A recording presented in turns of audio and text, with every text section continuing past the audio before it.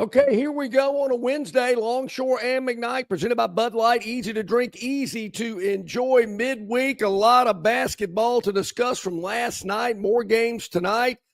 And some other big topics we're going to get to. Some college football playoff action, Barry, just a day away. Yeah, we love Wednesdays. Wednesdays are cool. We're big fans of Wednesdays, particularly when it's football and basketball season, because recapping last week is over.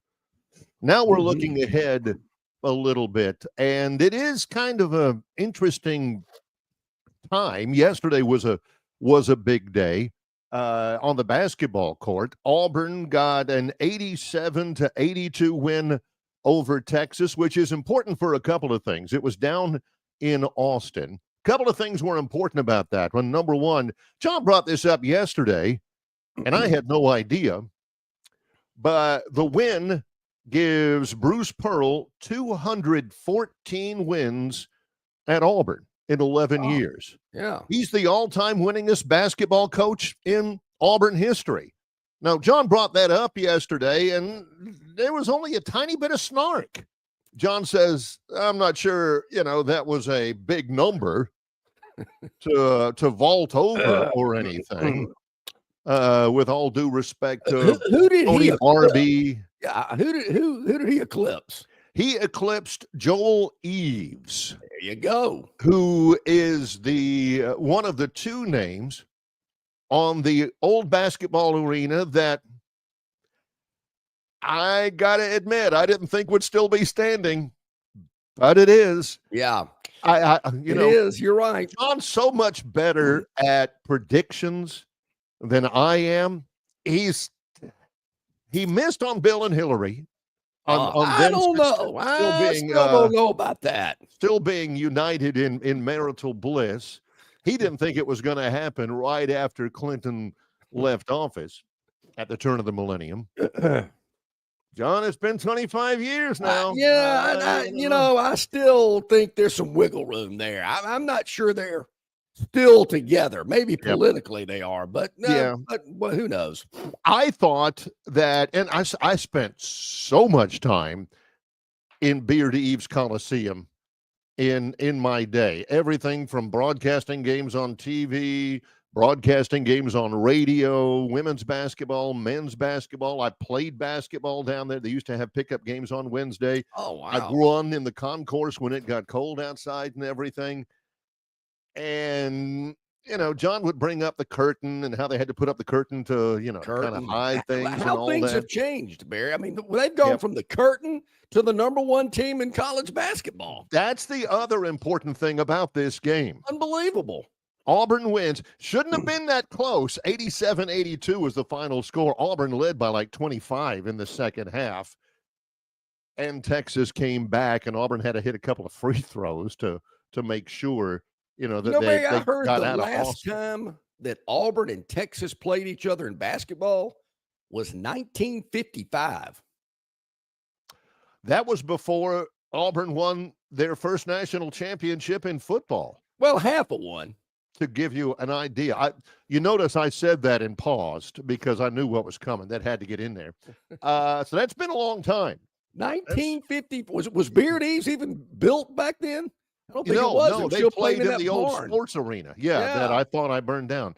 So that's Barry, I remember when Beard Eves had that rubbery floor. It wasn't hardwood. It was, what was that? It was like a schools composite. Went through that phase, but they had was even high schools. Yeah. It was a composite rubber deal, and I used to play pickup basketball in there, and it was the worst. It was terrible because falling and skidding on the hardwood was not great, on the actual wood, but falling on that surface was terrible because you didn't skid.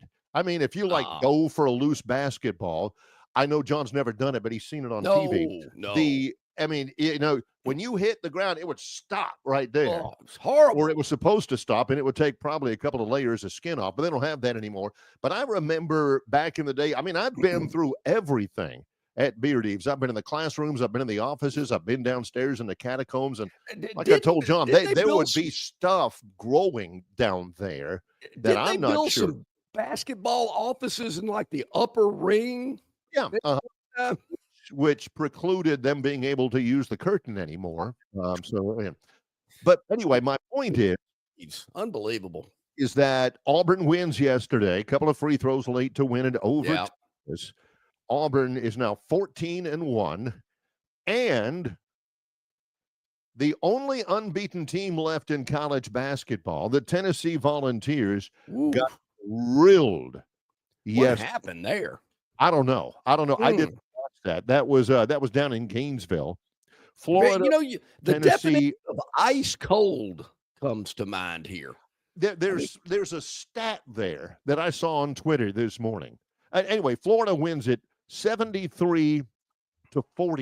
Tennessee loses by 30. It's their first loss of the season, and it's a bad loss.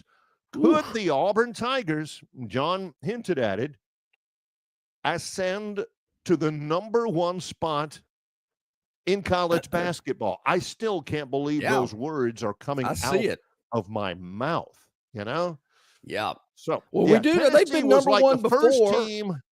The first team to shoot under 25% from the field, under 15% from the three-point line, and under 60% from the free throw line for any team that had at least 25 shots in each of those three categories ever.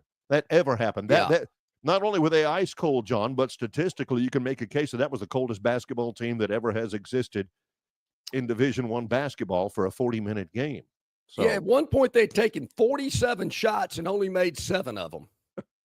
I mean, were the rims the same size? I mean, you're thinking, man, what is going on here? And again, it's not, there's not athletes in action. It's not Coppin State or anything. It's the number one team in the country. And I don't get did it. They lay an egg. Yeah. Yeah, that was, and of course, they were on the road. You're right about that.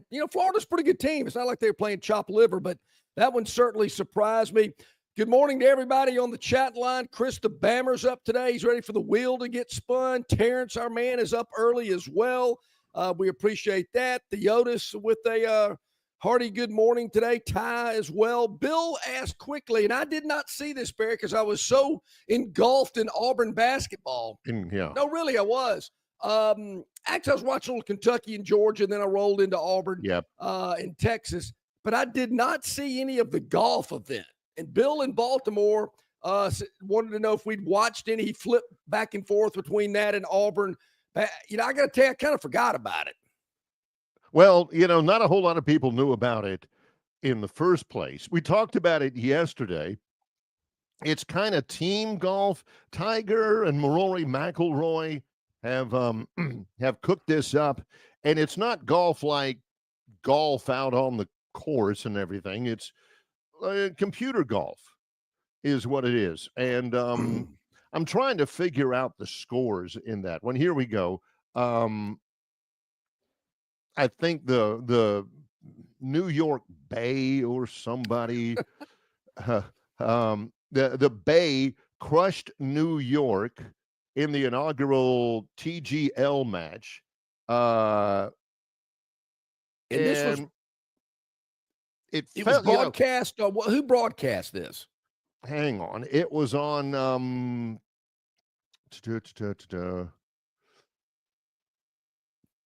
for some reason I'm thinking TBS. The reason I ask, because if it's on like TBS or TNT, they probably already rewound it about 3 times already. Yeah. So you'll be able to watch it again today, I'm sure. They'll bump the Law and Order marathons or whatever. But anyway, they had these computerized greens that could undulate. You could have a piston move one up and down and all this kind of stuff. It was the Bay Golf GC claimed the first match over the New York GC. Shane Lowry for the Bay had a big match. Xander Schauffele. It was on ESPN. Okay. Yeah, it was on ESPN. Auburn was on ESPN too. And it looked like it didn't look like real golf. It looked like they were just playing into a simulator. Yeah, Bill, I gotta check it out. To I guess Capitol Hill. Mm-hmm. If you want to go to Capitol Hill and the Robert Trench Jones Golf Trail, they've got that technology, right, John? Well, they do, probably not to that extent. Oh, I don't no, think no, it's but it's to it's that for a level, different but yeah, purpose. Yeah, you it's can for a different go purpose. it's all done on a simulator to screen. As a matter of fact, our good friend in Troy has a setup like that because Oh, I've worked with I've Paul worked with him on Verdozier. it. Yeah, Yeah. yeah, yeah. And it's Great really guy. cool because, I mean, it simulates your swing and it gives you all the information you need. But in terms of what they're doing on TV, yeah, that looks like that's next level stuff. And there are places around the country where you can go, like bars, and I think there's some golf places that you can kind of go play Pebble Beach or But Augusta National or Marion or wherever. And it's but the all done on a screen. You're swinging a club, hitting the ball, and the ball hits the screen. And then for somehow, some way, this computer can figure out by the millisecond that you hit it, how far it's going to go. Is it going to cut, going to hook, going to flight slice? path, yeah. Yeah. So it's pretty cool. But this But with the greens moving and all that type stuff, I got to check that out. But with Capitol Hill, I mean, they're there to help you with your swing. They're there to use that to fit the club. Do you put aluminum bleachers around that thing and let everybody watch? That's not if I'm hitting. I hope not. And you got that guy there going $20. This guy hits it in the woods. Okay, you owe me. I never slice. So is that television stuff? I don't know. Here's the other thing about Wednesday that I like. College football tomorrow. Oh yeah, big time. Yep. We get to get back into the vibe. There's college football Thursday. It's the Orange Bowl, Notre Dame versus Penn State. Then Friday, you've got the Cotton Bowl. Ohio State is taking on Texas. And then Saturday, you got the NFL playoffs, Chargers, Texans, Steelers, Ravens. Robbie will come on later and say, hey, John, you need to talk about the Steelers, Ravens. Well, yeah, we're talking about it. They do play on Saturday. Baltimore's a 10-point favorite over Robbie's Steelers. So, and then Sunday, of course, Sunday's blowout NFL playoffs and stuff. So Auburn got it started yesterday with an 87-82 win over Texas. Alabama plays tonight at South Carolina. That's on the SEC network. And then college football tomorrow, NFL Saturday, Sunday. Wednesday is kind of our day to look ahead and preview a lot of that. And we got the right people to preview it with. You better believe we do. It's going to be a lot of fun. You mentioned Alabama. They're one of the first two games tonight involving SEC teams. Bama at Carolina, 6:00 on the SEC network. Ole Miss at Arkansas, also at 6. That's on the Deuce. And then the late game, A&M at Oklahoma at 8:00. That's right after the Alabama-South Carolina game. Yep. So some more really good basketball tonight that you can check out. But, man, last night, Auburn's big win on the road in Austin, Tennessee, getting blown out. They were the number one team. They won't be any longer after that blowout game last night. And there again, we talked about it all week. A lot of games on Tuesday. Kentucky went down to went to Athens and got beat. Georgia beat the Kentucky Wildcats last night, 82-69. Mississippi State beat Vandy 76-64 in Nashville. And Missouri at home took care of LSU 83-67. 5 SEC games last night on a Tuesday. We've got a lot of other stuff. The wheel bound to be full today. I thought we worked the wheel down pretty well yesterday on Victoryland 777 topic wheel. Terrence, love Terrence, Ty, Bill from Baltimore, Chris, everybody, Brian. Terrence says, does Ryan Grubb come back to Alabama as the OC since he got fired by the Seahawks as OC? Does Kalen DeBoer even want his right-hand man back? We'll definitely address that. But, there is not an opening right now for an offensive coordinator. That's a good point. There is not. And since Ryan Grubb was released by the Seahawks, the clock's ticking. You're kind of wondering what's taking so long. Also, when we get back Barry, you shared some very interesting news with me yesterday about bowl ratings and attendance. I believe it was an article in The Athletic. Yep. And those numbers really surprised me. And also, Barry, I got a major issue, a bone to pick, if you will, when Right. we return from our first commercial break. I'll probably get to that first. Something was, I guess maybe it was a slight oversight, but in this business, you got to be on your toes, and it's unacceptable. And I'll tell you what it is when we get back. Glad to have you along with us here. Again, welcome into our Victoryland 777 topic wheel. All of you, we've got our own stuff we'll address a little bit later on as well. Tom Luginbill, Yes. ESPN, will be a part of the program, as will CJ Duncan from Yellowhammer, two guys who are immersed in the college game. That's during our show today on a Wednesday. In association with Yellowhammer News, it's Longshore and McKnight, presented by Bud Light.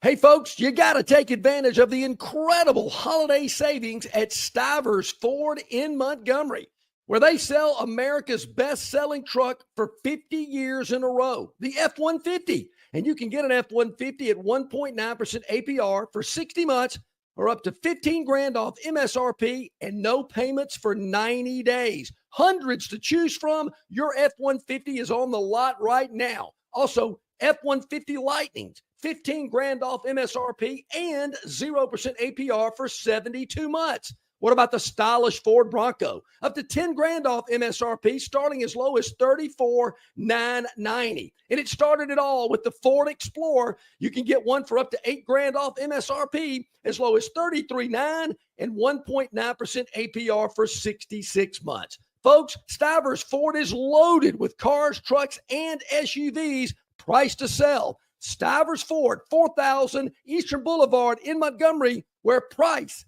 sells cars. This isn't going to work. No matter what we say, some people still drive drunk. But we're Budweiser. Giving a damn is what we do. So, if you think it's okay to drive drunk, if you think it's something that's debatable, or you just simply don't care, this Bud is not for you. Give a damn. Don't drive drunk. Enjoy responsibly. Budweiser Beer, Anheuser-Busch, St. Louis, Missouri. Hey, this is Barry McKnight from Longshore and McKnight, telling you about our friends at River Region Straw. You're not buying sticks or stems and pine cones. You're buying premium long needle pine straw from River Region Straw. Kenny and his staff have access to the best pine straw in the River Region, full of color, that'll last all season long. They've got locations in Montgomery, Prattville, and Auburn, and no order is too big or too small. From a few bales to an 18-wheeler trailer load, River Region Straw also has seasoned firewood for the cold days and nights ahead. Pickup is available, and your order can be delivered if you like. They can even spread your pine straw if that's what you want to have happen, for sure. Call or text Kenny today, 669-5959. That's 669-5959 for all of your pine straw and firewood needs at River Region Straw. All right, welcome back in, everybody. About 18 minutes past the hour. Barry, I'm going to be texting Kenny today because I am burning a lot of that premium firewood I got from River Region Straw. It has been cold during the days and the nights. Love a nice fire in the fireplace. And, man, that wood has been burning, and it has been providing a lot of warmth and heat in the Longshore household. So give Kenny a call or text at 669-5959. I'll be doing it today because I need some more wood. Now, it won't be providing that premium aged firewood. It won't be providing a lot of sap. It won't be providing a lot of popping, and you got to kneel over the whole time because the wood is green. It's aged firewood guaranteed to make sure that your fire burns beautifully and warmly, which is important. Call Kenny, 669-5959, or you can text him at River Region Straw. So I'll go ahead and get this time to come clean. to pick out of the way. Get it off So your chest. This is the place for it. Okay, here we go. I'm scanning, outlets throughout the morning as I do, just seeing what everybody else is kind of talking about. Not that, Yeah. I'm more really interested in what we're talking about, but it Well, does yeah, kind of, but you don't want to miss anything. Sure. sure, yeah. So I'm bebopping around, Auburn undercover, Tighter Insider, the usual suspects. Then I get to AL.com and I Yes. scroll through a couple of things and I see this. Nick Kelly named Alabama Sports Writer of the Year. Yes. And I'm kind of going, okay. Well, there were other people involved in that award as well. Barry, I got to get to the last line of the article before it kind of goes, oh, yeah, kind of by the way, Barry McKnight was the sports broadcaster of the year. I'm thinking, what is going on up there? I didn't even make it to the last line. I'm looking there and thinking, all right, and Nick Kelly does a good job and everything. Kid's only 26 years old. I mean, you and I were working together before that guy was even born. Exactly. And of course, they're writing the article about him because he works for AL.com and everything. But yeah, John doesn't, he ain't a scroller now, that was his prime directive anytime in our bowl prediction contest. That was his prime directive, anytime there's an article and he said, am I going to have to go all the way down to the bottom of this? Yeah. I appreciate it, Ty. Yeah, the announcement was made yesterday afternoon, and the National Sports Media Association is in charge of that, and I've been a member for a good long while, but I've never really paid attention to to the awards or anything like that. When my friends have won it, Chris Stewart has won it, Rod won it several times, Andy Burcham has won it several times, J.D. Byers at South Alabama, Mike Paris at Jacksonville State. But I got nominated this year by a friend of mine, J.D. Byers, and I won it. I won the thing. About it. The David Crane from UAB also has won. It was the only tie out of 50 states, and that was quite the big deal around my household. And how about it? 2024 Alabama Broadcaster of the Year. Barry McKnight of Troy, Alabama, and Troy University. Congratulations. But why, come on. Can we get that in the first paragraph? I mean, headline, baby. Yeah, I mean, come on. I mean, I'm seeing the headline. I'm thinking, wait a minute. I know for a fact somebody else got these awards too. You got to be kidding me. Yeah, I appreciate you getting it off your chest, and appreciate it, Terrence. Appreciate it, Ty. It was a,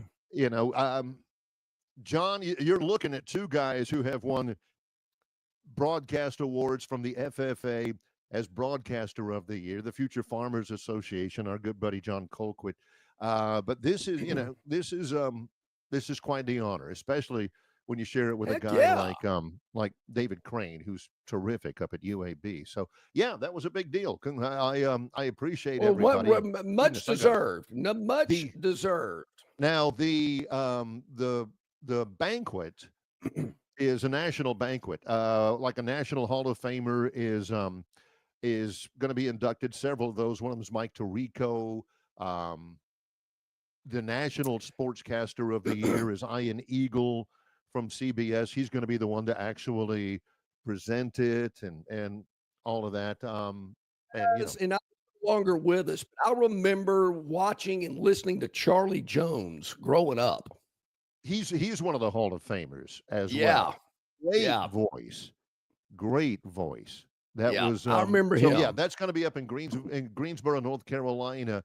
In June, D and I will get to go. It's 3 days up there, and it's going to be fun. Getting to see a lot of people, and a lot of people that we have interviewed.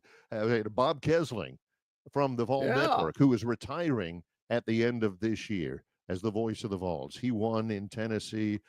Gosh, we could go over the list, but John knows all of them, or almost all of them. I don't know all of them, but these have all been people not only that have been friends of ours, but that we have had on the air before. So it's a pretty big thing. I'm looking forward to it for sure. Well, you should. Much deserved. A long, illustrious broadcasting career, one of the best. I've said it forever. If you ever want to know what the score, where the ball is, and how much time's left in the game, just listen to Barry. Because I've listened many, many, many times on the road, and I knew exactly what was happening in a Troy football game. I can promise and John, you that. that sometimes John would be listening to other games, Oh, and he's thinking, "Oh, wait a minute. All right, I have this one at 5.5. Well, come on, give me the score. yeah. What is it? 5.5. Gotta 5.5. know. You know, oh, it drives him nuts. So yeah. Barry, did Stan White ever win this award? I don't know. I don't know. You don't have to be a member of the NSMA to be nominated or to win it, but you have to be a member to vote. So I know a lot of the people on TigerInsider.com would have loved to have voted for Stan because they were big listeners and big fans of him, but they would not have had the chance to vote since they're not NSMA members. You're talking about big shoes to fill. Woo, man. Those are some big ones to fill there. So, yeah, John from Wetumpka, the shout out. Yeah, thank you, John. K Trojan with a big shout out. Tobias out in Arizona as well. So, yeah, Barry, Sportscaster of the Year here in the state of Alabama. That is outstanding. And there again, richly deserved and a great representative of that. Thank you very how much. about a little more love there in that headline? I mean, really? I mean, boy, wow. Anyway. Yeah, bass are currently plentiful in Mobile Bay. The pompano are running at Gulf Shores or Perdido or something. Come on. Yeah. So what do you do? I don't know about that, but I'm glad to be able to pass that information along. Thank you very much. Yes, good stuff there. All right, before we get to the next break, obviously a big win for Auburn last night in Austin. I think they will be the new number one team in college basketball. Tennessee absolutely just getting blown out in Gainesville last night. And I know it's early, and I know you're going to hear people say, winning on the SEC road can be tough. And I agree with that too. I get it. And, this Auburn team's going to lose a game somewhere down the line before they get to the NCAA tournament. But I still, even watching that game last night, as it got close toward the end, you mentioned some free throws and whatnot to kind of push them over the top. Right. They're still the best looking team I've seen. I don't see anybody out there that's better. Then I'm watching SportsCenter, Barry, and all they're doing is showing this kid from Duke. I mean, they're just falling over each other from this kid from Duke. Cooper Flagg. Yeah, Flagg. I'm thinking, are you kidding me? And of course, the Duke love, I'm just do not get it. And we talked about it yesterday. They put them on ESPN. They're playing Pitt, who's pitiful. And I'm thinking, I don't get this. What's with the Duke love? There, you know what it is about the Duke love. There are certain programs in certain sports that people get tired of all the time. I mean, shoved into their faces constantly. Duke is one program. I'm sure that if we really pondered it, we could probably think of other programs that are like that. And as a matter of fact, a little bit later on, after 20, 30 minutes down the road, we're going to talk about how some of those programs, the reason why they're talked about so much is they drive the eyeballs. Yeah. Yep. John has said it for years. We're going to inspect that phenomenon a little bit later on in another collegiate sport. Barry Theotis comes up with an interesting point. In 35 years of listening to sports radio, I've never heard a Charlie Jones reference. That's because I don't think I think his last game was more than 35 years ago. Charlie's no longer with us. No, he's one of those network voices that did everything. I mean, he did golf, he did baseball for years, he did the NFL. I want to say Charlie Jones was the guy who did the Ice Bowl in 1967 up in Green Bay between the Cowboys and the Packers, the sneak, and it was like 17 below. Frank Gifford was up there. I think I'm right, but Charlie Jones he's just very solid. Help me out with this one. I believe his broadcast partner was a guy that played for the Bengals. You're on it. I know who Charlie it was. Trippy, maybe? No, Charlie Trippy was like 1940 something. 40, He was all right. So yeah, the guy Charlie played Trippy for the Bengals. I can played for, see him, but I cannot Georgia. think of his name. It sounds similar to our president-elect's last name. His name was Bob Trumpy. Bob Trippy. I'm in the ballpark. Trippy doesn't Trippy, count. Trumpy. Come Yeah. on. I knew I was close. Trippy, Trumpy. Yeah, Bob Trumpy. Flippy Samsonite. I knew it began with an S. Come on. Yeah. Yeah, Charlie Trippy. It's so funny that the guy's name is Trumpy, and knowing what I know about John's politics, he comes up with Trippy. Oh, his name. That would not be the name I would have thought that you would have come up with. Well, I in was trying close. to conjure up Bob Trumpy's name. Yeah, I think Trumpy And might have still claim broadcast. credit for it. Was he Kirk Gowdy's partner? Maybe. Bob Trumpy and Charlie Jones, and then Charlie retired and later passed. And I don't know about Gowdy, but I Yeah. liked Bob Trumpy. I did thought he too. did a good job. You got guys who did that stuff for years that I thought were great that nobody really. Dan Deerdorf was great. Ultimately, Yeah. ended up doing Monday Night Football. But those guys, they were really good players. But come on, they were tight ends, and they were offensive tackles and stuff. Yeah, So that's good stuff. They need to Bob be Trumpy. quarterbacks and wideouts and stuff. I think Trippy's close enough. That's good enough. That's like Jim 4 years Simpson. before, Yeah. Charlie Trippy. Chris the Bammer mentions Jim Simpson. Barry, if I'm not mistaken, Jim Simpson broadcast the first game that was broadcast on ESPN. Maybe so. He's another one of those guys. Yeah. Don Criqui is Don another one. Goodness, Criqui. I can go by all of those old-time names. Ray Scott. Guys who just did everything. Of course, Chris Schenkel, Kurt Gowdy's another one back then. Some really great people. I think Criqui Oh, still with us. I think Criqui does the Notre Dame games on radio Really? now. And gosh, he's got to be 80 something. So Yeah, no kidding. Anyway. All right, baby, when we get back, our friend CJ Duncan from Yellow Hammer News, he's going to join us, get his thoughts about the college football playoff semifinals that are fast approaching. The first game's tomorrow, and the second game is Friday, and CJ will join us to talk about that when we return. Glad to have you with us. He's John Longshore. I'm Barry McKnight. In association with Yellowhammer News, it's Longshore and McKnight, presented by Bud Light. Book tee time sooner. Save on every round. That's what you get with the 2025 RTJ Trail Card. Destination Golf is closer than you might think. Buy a 2025 Trail Card and save every time you play. Plus, you will be automatically entered into the Trails Loyalty Program. Enjoy 10-day advance reservation privileges at each location. 11-day advanced internet tee times on rtjgolf.com and the RTJ app. Enjoy the benefits of a 2025 Trail Card. It makes for a great stocking stuffer, and you save on every round you play in 2025 on the Robert Trent Jones Golf Trail. Some days you hit snooze, but not today. Today you have to go on a run to get burgers for the tailgate. You've got to haul something heavy, a cooler stocked with Bud Light. When you've got beer and football, nothing is hard. Until the other team scores. Bud Light. Easy to drink, easy to enjoy. Enjoy responsibly. 21 plus, copyright 2024 Anheuser-Busch, Bud Light Beer, St. Louis, Missouri.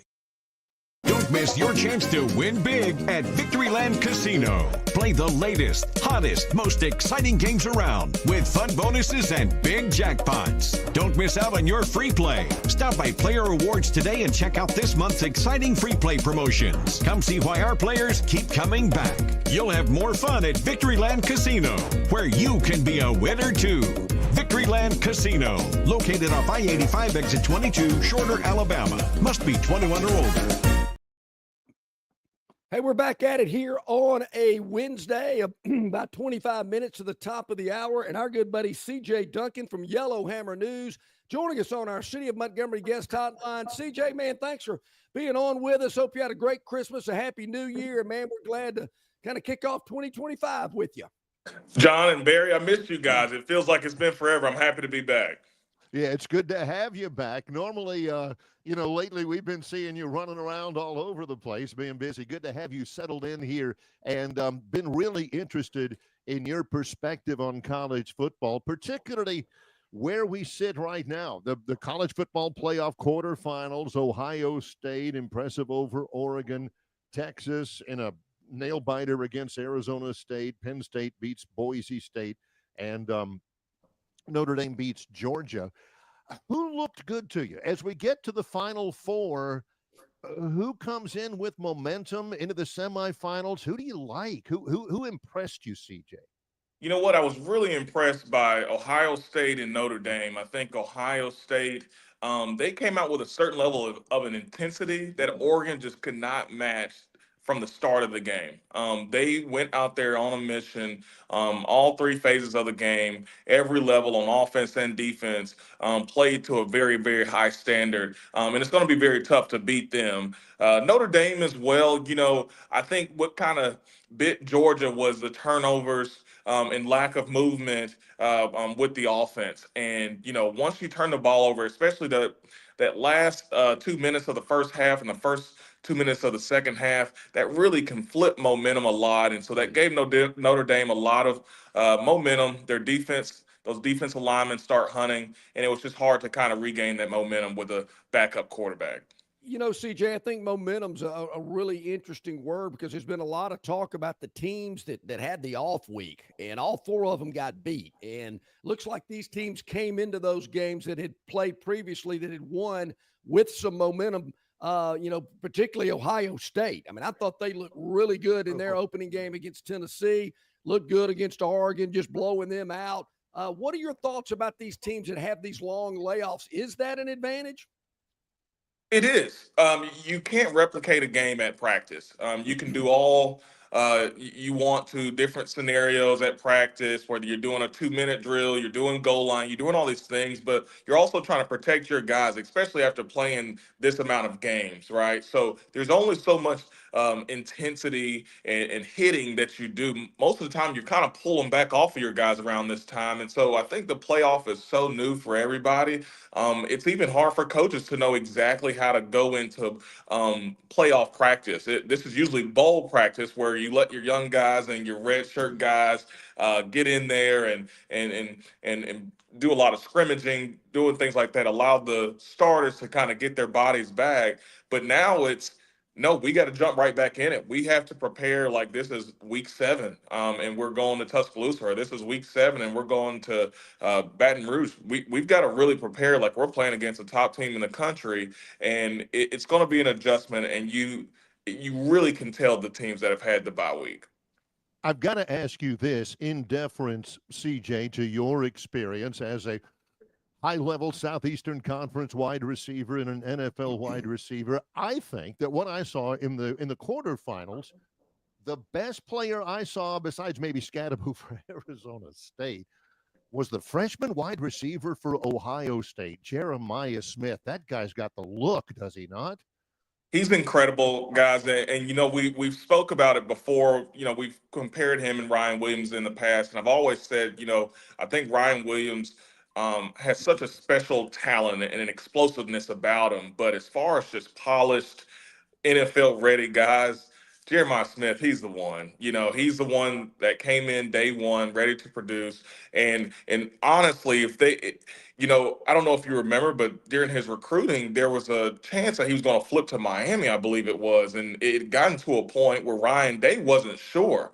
And he was having to go up and do interviews, and someone from his team kind of told him from the side that, hey, we got him. And he was like, are you sure? It was one of those things. But in this moment right now, I couldn't imagine this team without Jeremiah Smith. It just makes that moment right there on signing day that much bigger. Like, what if he did go to Miami? I mean, he would have been successful either way, but Ohio State may look like a totally different team. Yeah, and as you said earlier, CJ, right now to me, they're the best looking team I've seen. I'm scratching my head, still wondering how they lost to Michigan. But that's in the past, and what's in front of them is certainly a really good opportunity to win the national championship. Of the four teams remaining, do you see anybody that can beat them? So, and I want to, before I get into that, I also want to give a lot of credit to Caleb Downs. He has a very good argument to be the best player in the country as well. It sometimes it's harder to see with a defensive player, but the kid is everywhere, and he's also their punt returner. He's one of the best defensive players I've seen in a very, very long time. He's gonna play football for a while, so I just want to give him his credit as well. But you know what? I think the best matchup for Ohio State is this matchup right here. I understand Texas struggled a bit against Arizona State. I love seeing that underdog story, but a lot of that came down to penalties and turnovers. Texas has got to clean it up. But when it comes to mano y mano, player for player, Texas is the ball club that can do that with Ohio State. They can match up NFL for NFL, talent for talent with Ohio State, and they're so explosive that they're never truly out of a game. Even if they get behind, if Quinn can kind of stay in the zone and not get frustrated, not be kind of deer in headlights as we've seen at times, I think Texas does present a challenge for Ohio State. Now, their defensive line, they've got to hunt, and they've got to sit back in a deeper zone, make sure there's nothing that gets behind them, bend, don't break Right. kind of defense, especially with Jeremiah Smith. But you'll see on TV these guys say, hey, this quarterback, every time he gets pressured, he doesn't play as well. I don't know one quarterback that gets pressured and plays well. You know what I mean? So it's Texas has got to find a way to put pressure on Will Howard. I don't think he's a world beater. I think he's got a Ferrari and trying not to wreck it right now. And if we can, if Texas can find a way to put pressure on Will Howard, I think it at least gives them a chance to win this ball game. I got to ask you this, CJ. Former Vanderbilt coach James Franklin, obviously you're very, very familiar with him. Mm-hmm. He takes Penn State in against Notre Dame in the Orange Bowl. You know what the perception has been of Coach Franklin since he's been at Penn State, as he really hasn't won the big game against a team that he might not be favored against. Mm-hmm. What do you think of the job he's done? What do you think of their chances in the semis?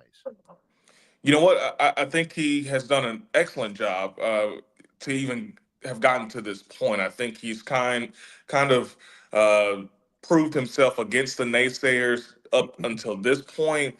This is going to be a very tough game. Notre Dame is rolling. They look like the second hottest team really in the country right this second. But you know what? Especially with that tight end for Penn State, they've got mismatch nightmares for everybody. I think even if Ohio State had to play them right now, they'd probably try to put Caleb Downs on the guy. But he's such a big human being. It'd be even tough for Caleb, I believe. So when you do kind of have those special athletes on your team that don't really make sense, like he's too big to run that fast, and he also catches well. When you've got guys like that on your ball club, it's hard to say one way or the other because those kind of guys can change a game.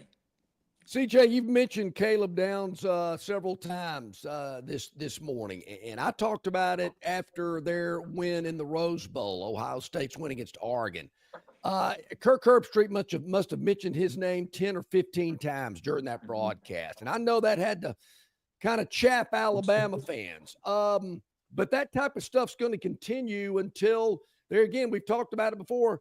We get a rein on what's going on in college football as a whole. And if Alabama and Auburn and other schools around the country don't want the California schools and the Texas schools and the Ohio schools coming in and picking their best players off their roster, something's going to have to change. I agree. I agree. There has to be, and I don't know the answer to that, honestly, John. It is it is unfortunate because it is a special talent that leaves, and every year, not only are you recruiting high school kids, but you're recruiting your own guys as well. You're trying to make sure that they stay in the program, and if these guys would have just stayed at Alabama or stayed at the school that they started with, the season may have looked totally different. But that is the new college football that we're in, and I almost feel like I think we've talked about this, guys, where you're almost going to have to add a GM of sorts in your program who's that's their specific job description, right? They focus on that year round. Win, lose, or draw. Yeah. This is my job, and I think that's the way that teams kind of find a way to protect their own, or kind of put a bubble around, put a fence around their university. But other than that, right this second, it doesn't look like federally this is something that's going to change anytime soon. You mentioned, you guys have mentioned this earlier. I've got to bring this up because we haven't had a chance to talk with you about it since it happened. But Alabama goes into the offseason with a bad taste in their mouth. Michigan, who was depleted because of opt-outs and all of that and injuries. Michigan beats Alabama in Tampa 19-13. They got a 16-point lead early on. What was the deal there? And what can you tell Alabama fans about their prospects as they go into the offseason? Guys, I hate beating up on guys, but I'm sitting there and watching that game, and I felt like everybody for the University of Alabama showed up except for the quarterback, and it was just a very, very sloppy performance. You could see the frustration in the receiver's eyes and the coach's eyes, and just wanting Jalen to play better, to just play to a standard, and really just don't hurt us. Distribute the ball to our playmakers, and really it comes down to the short passing game and the turnovers. If you play just a little bit better there, you win that ball game easily. Because Michigan, like you said, Michigan struggled tremendously as well on the offensive side of the ball. If it wasn't for a freshman running back who hadn't played all year, I mean, I think they basically redshirted the guy. He comes in and gets 100 yards rushing. If it wasn't for him, I would love to see that final stat line for Michigan on offense. It would look really ugly, So short passing game and turnovers, and very early on, when you see the quarterback, every time there's a turnover, they zoom into his face mask, and it's like if you see a guy with, I call it deer in the headlights, but this look of confusion, like what just happened or what do I do next? You're in trouble. And that hit Jalen pretty early. I was shocked to see how much rain really affected an Alabama ball club. Usually there's a lot more discipline.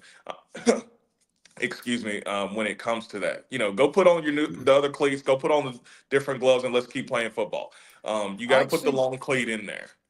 CJ, do you buy into the theory that, and I think it's valid. I do, if you think about it. But I'd like your thoughts. Kalen DeBoer, we all know, comes in, takes over for a legend. A lot of people hit the transfer portal. He's got to, reinvent his roster.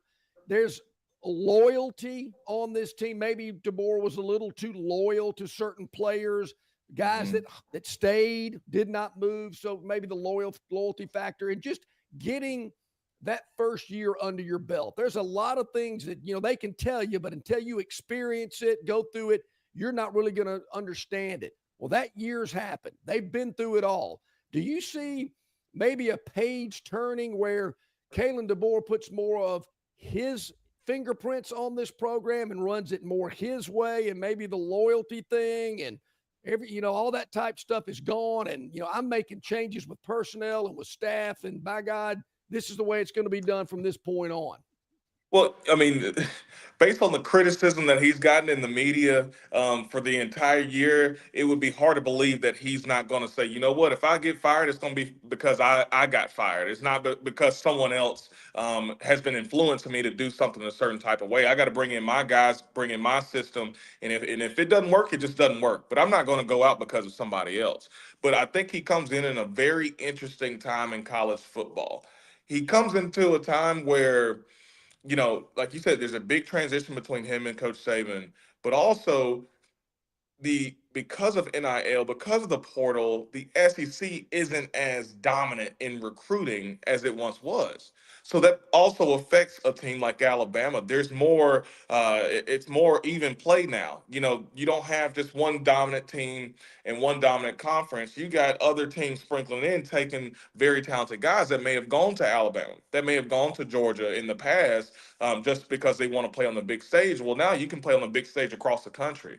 And then you could stay home for a lot of money. So it's hard for Kalen. I'm getting back to it, Coach DeBoer, because he didn't walk into a situation like other coaches have in the SEC, where you kind of have a built-in system recruiting wise, and you just roll the ball out and make sure your team stays disciplined. The athletes will take care of it all. Now every week, and now even into the playoffs, you see the Notre Dames, the Ohio States, their athletes are like your athletes, and so now there's just a certain level of coaching you're going to have to do that you may not have had to do in the past. So it just makes it a more difficult job now that you really have to scheme guys open, and prevent people from scoring. CJ, I know we've kept you for a long time, but this is interesting stuff. No, it's fine. I want to close on this because I know a lot of people are very interested in this. What's important for Auburn in the offseason, do you think? Number one thing is quarterback development. I think that's the most important thing. I think the fan base is still behind the program, which is good. From what I'm hearing, the folks that I'm around, I think there's still hope there. And Auburn's a talented team, and they were able to keep a lot of their players, kind of like John was talking about earlier. They were able to retain a lot of their great athletes and talented players. Now it's about, okay, how can we find somebody to distribute this ball? I mean, you even see it at the NFL level. If you look at all the division winners, they were the best quarterbacks in the division. That's just how football works once you get to a certain level. If you've got, and college football can vary sometimes, just depending on if you have a $25 million roster like Ohio State. But most times, the best quarterback is probably going to lead their team the longest. And so I think that they have to find a way to develop their quarterbacks. And they've got two or three now that are very capable. But that is, to me, that's number one. That prevented them from at least making a bowl this year. I don't know that they would have been a playoff team, but they would have at least, I feel like, gotten to at least 8 wins if they had a reasonable quarterback. And CJ, also, I think Hugh Freeze has got to show more. I mean, I think Hugh Freeze has got to get a team that can beat quality SEC competition, can beat top 25 competition. That's something that's been a problem, even back in his days at Ole Miss, and it certainly has been the case at Auburn. I think this fan base wants to see him start beating, top-level competition. Yeah, and I'd like him to get better at the podium too. That's a part of coaching. Just like anything else, if you're a CEO or if you're a president, you've got to be good at the podium, because your locker room's watching, your other coaches are watching, and Coach Freeze has, in the past, not always taken accountability. And coaches know when you take the job, even if it's not your fault, it's your fault. And that's how you address the podium. And that actually makes the guys go play harder for you. So I think he could probably clean up his media stuff a little bit. And maybe that results into a more close-knit locker room as well. I've suggested maybe mixing a razor every now and then. John, that's pretty good. Yeah, well, so is your segment. We always appreciate it. Very good stuff. CJ Duncan, Yellowhammer Media. We really enjoy our association with Yellowhammer Media. And boy, you've provided great content with us. Happy New Year to you. And thanks for everything. Thank you, guys. I appreciate you having me. Happy New Year. And I look forward to seeing y'all soon. Yep, we'll talk next week, man. Thank you, buddy. CJ Duncan, Yellowhammer News, joining us today. Always a great segment. Former SEC player himself, and man, he knows the game. So, man, hope you enjoyed that. We always enjoy CJ on the program. Barry Tom Luginbill will join us at the top of the next hour. He's been busy this week. Man, he's been busy for the last 4 or 5 months, of course, during the bowl season, and of course, this week at these All-Star games. We'll get him in just a moment as well after around the top of the hour in our live show. In association with, hold the presses. Wait a minute. It's not even the 8 o'clock hour, and Robbie from Greenville is already on the River Region Straw chat line? yeah, a couple No of way. things he is touching on a couple of issues that I don't necessarily think are issues, but we'll touch on him, several other guys in there as well. In association with Yellowhammer News, it's Longshore and McKnight, presented by Bud Light. Why Hands? At Hands Heating and Air, you get this area's highest ranked service provider with 24-hour repair service, no overtime charges, and their same-day service guarantee. Plus, instead of other companies' 30-day repair warranty, Hands gives you a 3-year repair warranty. Hands Heating and Air is here for you 24/7, 365. And service is not just something they do, it's their way of operating, for you in mind. All of Hands employees are trained to adhere to this standard.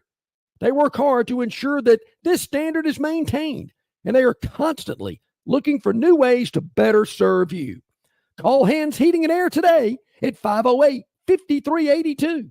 That's 508-5382, or find them on the web at 834hands.com. In sports, if you think joy only happens after you win, think again. Look at the world's most successful athletes like Serena Williams, Brooks Koepka, and Alex Morgan. They don't spend all their days grinding away. They take time to enjoy themselves, like getting together with friends over a Michelob Ultra, because they know that happiness is the key to winning, and that joy is the whole game, not just the end game. Michelob Ultra, 95 calories, 2.6 grams of carbs. It's only worth it if you enjoy it. Enjoy responsibly. AB Michelob Ultra Light Beer, St. Louis, Missouri. Local banking expertise, the newest innovations and technology, personal attention, genuine hospitality. It's all just part of the Riverbank and Trust difference. They invite you to experience it for yourself. Welcome to banking above and beyond at Riverbank and Trust. Locations throughout the River Region, locations throughout the state of Alabama. Riverbank and Trust. The Destin Connection Seafood Market offers the freshest seafood direct from the Gulf of Mexico with deliveries daily. Snapper, grouper, pompano, flounder, copia, along with medium, large, and jumbo shrimp, hand-picked crab meat, and chucked oysters. They can even cook your order for easy, quick pickup. The Destin Connection can make a po' boy with any of their seafood items that folks in New Orleans rave about. Go by and see them at 3750 Norman Bridge Road or call 288-4272 for pickup orders. Couple of minutes until the top of the hour. Longshore and McKnight, presented by Bud Light. Easy to drink, easy to enjoy.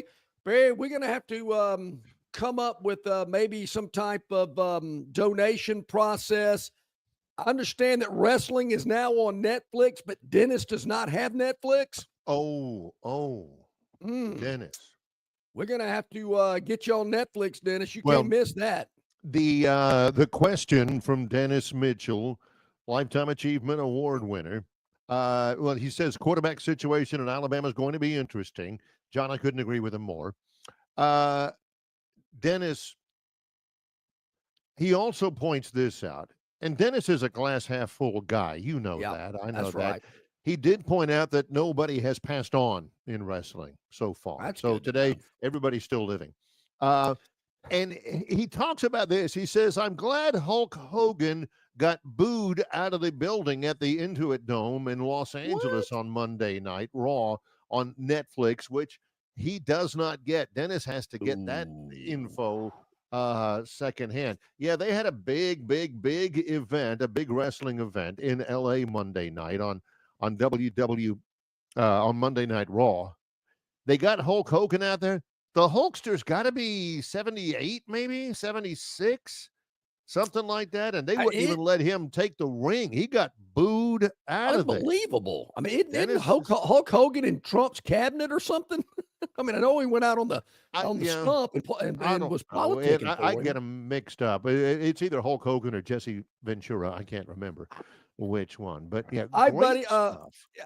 We got to get you hooked up to Netflix, Dennis. Yeah, There's no doubt. Man. Barry, if I'm not mistaken, Robbie from Greenville, these are the exact same chats he sent yesterday. I think these are cut and paste. I don't know what again, he's talking about issues that I don't know are issues. And he gets excited. Oh, yeah, sure he Kind of does. incomplete sentence. He just says, I don't think the criticism of Georgia quarterback Carson Beck. I think he means I don't think the criticism of Carson Beck is warranted. Georgia led the nation in drops, and the left tackle position was awful all year. Mike Bobo has become a terrible play caller. I don't hear a ton of criticism over Carson Beck. I don't think he played as well as he did last year. I don't think some of the drops had anything to do with the fact that he led the SEC in interceptions this year. But I think he'll go on. He'll have a very solid NFL career. He seems to me as an NFL prospect to be a guy like Sam Howell or Mitch Trubisky or Jake Wilson or some of those guys that'll get picked high and have great expectations and just never get it done.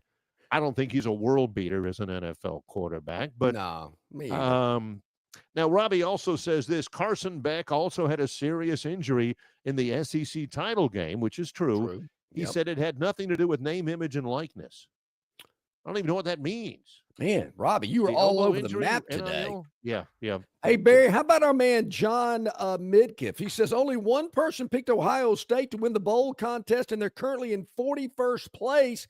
Easy path to being crowned the champion. Whoa, tap the brakes there, John. He's just the only guy on the first page that had Ohio State, which is still remarkable.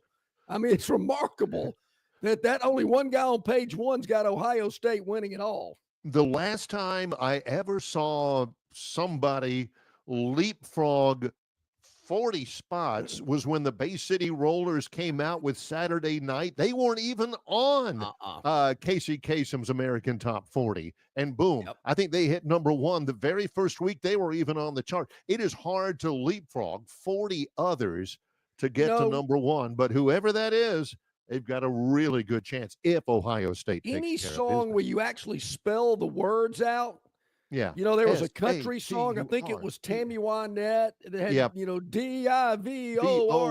Yeah. That was the title of her album, for gosh sake. Yeah. And then, of course, you had Hall & Oates with Method of Modern Love. How about that one? Whoa. METHODOFRLOV. I think that was a number one hit for that duo. That's literally off the top of his head. Like How in the world YMCA? can he go three songs like that, including a country song, off the top of his head, and he goes Charlie Trippy when he's trying to think of Bob Trumpy? Yeah. What goes on in there? Who was Charlie Trippy? I know I've heard Charlie that name. Trippy was maybe the best player in the University of Georgia's history, even though Frank Sinkwich won the Heisman Trophy, until Herschel Walker. He was great. Yeah. Great. Okay. I knew I'd heard that word, that name Charlie somewhere Trippy. before. Charlie Trippy. And it lingered in there. It stuck around, rattled around in there for years until finally here on Longshore McKnight, it comes out when he's trying to think of whoever it was that used to work with Charlie Jones on the NFL broadcast. I cannot come up with the song, but Chris the Bammer says Aretha Franklin had a song where she spelled it out. R-E-S-P-E-C-T. Yeah, here you have it. How do I miss that one, Chris? So, man, that's a good pull there. Man. We're into our second hour of the Wednesday show. We normally are very compartmentalized, but yeah, it's not Tom, Luke, and Bill on a Monday. It's Luke's on a Wednesday. On a Wednesday. And I don't know if he's in the green room just yet. I know his panel's up there where we're ready for him, but he's going to be with us in momentarily. Maybe just audio. Yeah, maybe just audio. Try and there he is. Tom, Luke, and Bill joining us here on a Wednesday, of course, presented exclusively with our friends from River Bank and Trust. Local banking expertise, the newest innovations and technology, personal attention, genuine hospitality. It's all just part of the River Bank and Trust difference, and they invite you to experience it for yourself. Welcome to Banking Above and Beyond. River Bank and Trust locations throughout the River region, locations throughout the state of Alabama. Luke, good morning. How you doing? I'm good, guys. How are you? I enjoy listening to your show go off the rails. When my broadcast partner Barrett Slee every Sunday on Sirius XM, we do our 3-hour college football recap show. Well, earlier on in the fall, for some reason, I know what it was. It was Penn State offensive coordinator Andy Kotelnicki. And they were trying to ask him, how do you describe your offense? And he goes, our offense is like a blizzard, right? So you just start with the basic vanilla, and then you might add in some, some M&Ms. You might add in some crumbled up Butterfinger, whatever it is. But it's a little bit of everything, and it's kind of like that, it's kind of different. So then we started going on this rant about blizzard flavors. And so we told everybody, if you're going to call in the show, you got to give us your favorite blizzard, but it can't be Oreo because that's too easy of an answer. Yeah, Everybody's done that, right? Right. Well, this then unfolded into something each and every week. So then it was, what's the perfect temperature to cook a filet? What is the best pregame tailgate cocktail? Right. And then we got into the holiday season. So then it was, all right, what's your best Halloween candy? All right, oh, that's Christmas. What was your best gift that you got as a kid? Well, this last week, because listen to you guys talk about music right there. Yeah, right. We said best 1980s comedy movie.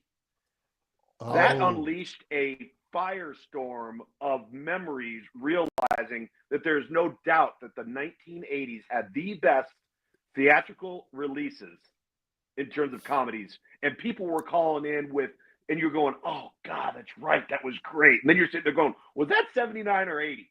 Yes. Was that 89 or 90? Yeah. Or was that a comedy, or was it really more like a romance or something like that? Yeah. Gosh, that's You're good right stuff. about that. The comedies in the 80s were fantastic. And Luke's, I heard that episode about the blizzard because I was driving from South Alabama back to Montgomery, heard the whole thing, and I'm thinking, is anybody going to call it and say turtle flavor? The candy, the turtle, very solid. the Very caramel and the solid. nuts and the chocolate. Oh, man, love me a turtle blizzard. Well, since we've gone off the rails already, I got a quick story. My sideline reporter for the Troy Sports Media Network for football, always, Chris Blackshear, when he's on the sidelines, always has like a power bar or a granola bar. You're the first guy I've ever seen do sideline reports with a burrito in each pocket, Tom. Salute to you last weekend. So for 4 years, I was on the Liv Moss Taco Bell student section committee. Yes. So as part of that package, we would always do something in some stadium with the product and with the student section. Well, that was at Iowa State. Right. And I had 2 burritos in my pockets and 1 burrito in my hand with my microphone, because what we were going to do is we were going to, how they have those like pressure guns that shoot T-shirts into the crowd? Okay. Love those. So I get the bright idea. We're going to do this with burritos. Poof, poof, poof. Well, my producer wisely says, you know what? Let's try one in the break first to see what happens to it. Let's not do it if we don't know. All right, good idea. We stuck a burrito in there, and it exploded into a million pieces all over the first 5 to 6 rows of the student section. Those things have some serious exit velocity now. Those things don't play around. I know. I got a student in the Arizona State student section to actually take a bite out of a burrito I was holding on live TV. They'll do anything. Students will do anything. Yeah. I was thinking that could probably be a little messy there. I'm with you on that one. Yeah. All right, so speaking of messes, we touched on this in the first hour. The 4 teams that had a bye in the college football playoff, they got beat. So is it an advantage to have the off time? It's such a good question. It's actually a question I asked of James Franklin just prior to the Fiesta Bowl. And I said, and the reason why I asked it is because Penn State was going to have superior talent and competitive depth to Boise State. So if they're getting the bye, you have better players. Which side of that would you rather be on? And I'm paraphrasing his answer. He goes, I think it depends on how badly you need the bye. Like, are you tired? Are you banged up? Were you maybe not playing great down the stretch and you just need to press the reset button? He goes, but if you were to ask me personally what I think matters most, he goes, it's players. If you're going to sit there and say you got to buy or you got the better roster, I'm taking the better roster. And listen, I'm one of those people with the whole buy thing. Like, I'm going to use Arizona State, for example. I don't think they wanted to buy. They were so red hot at the end of that season. They just wanted to play the next Saturday, right? Because it's hard to carry over that momentum for 2 weeks and all of that energy and that intensity and then just get back on the field with a team that's going to be better than you are talent-wise, even though Texas spent half the game playing with their food. But I do think that it just depends on what state you are in as a program. And but I will say, I'll say this as well. I think we got to go away from the automatic conference championship seeds and buys. We rank the teams who we think are the best, 1 through 12, and the best teams in the top 4 get the bye. Period. That's just what it is.